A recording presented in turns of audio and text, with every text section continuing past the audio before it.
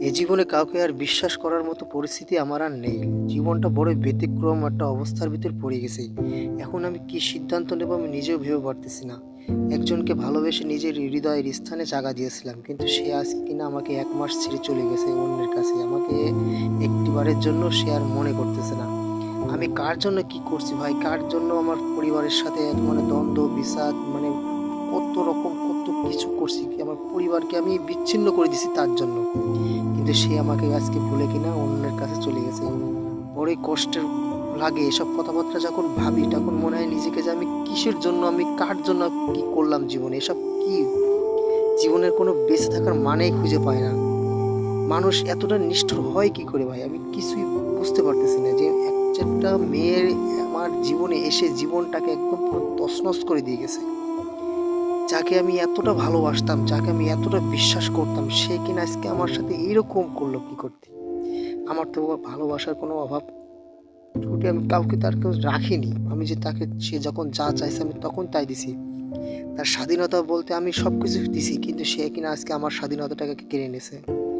আমার একটা মেয়ে হয়েছে, সেই মেয়ের মুখের দিকে তাকায়ও সে আমাকে যদি একটু মানে একটু যদি আমাকে ভালোবাসতো তাও আমি বুঝতে পারতাম যে হ্যাঁ, আমার লাইফে আমি আমার প্রাপ্য আমি পেয়ে গেছি। কিন্তু তা না।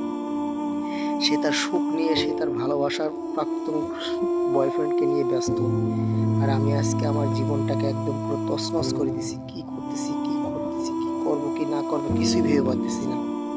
জীবনে আজকে এমন একটা পরিস্থিতির ভিতরে এসে দাঁড়ায় গেছি মানে সেই দাঁড়ানোর কথা আর কাউকে বলে বোঝাতে পারতেছি না আমি। আজকে আমি পরিবারের কাউকে আমি বলতে পারতেছি না। কারণ আমার পরিবারের কাছ থেকে আমি বিচ্ছিন্ন হয়ে গেছি তার কারণে। তার সাথে আমার পিতা-মাতা, ভাই-বোন সবার কাছ থেকে আমি বিচ্ছিন্ন তার কারণে। কিন্তু সে কিনা আজকে আমাকে ছেড়ে অন্যের কাছে চলে গেছে। বড়ই আশ্চর্য লাগে ঠিক বুঝেছেন? মানে বড়ই চিন্তা ভাবনার বিষয় যে একটা মানুষ, একটা মেয়ে মানুষ, একটা পুরুষ মানুষের জীবনটাকে যে এইভাবে ধ্বংস করে দিতে পারে, আমি আগে জানতাম না। আমার লাইফে তো আমি কোনো বিয়ে-শাদী মানে প্রেম ভালোবাসাকে করিনি। কিন্তু আমার পরিবারের দেখা সম্মতে আমি বিয়ে-শাদী করেছি। কিন্তু সে কিনা আজকে আমাকে এইভাবে ধোঁকা দিবে, আমি কখনোই ভাবতে পারিনি। জীবনটা একদম পুরো শেষ করে দিয়ে গেছে আমার।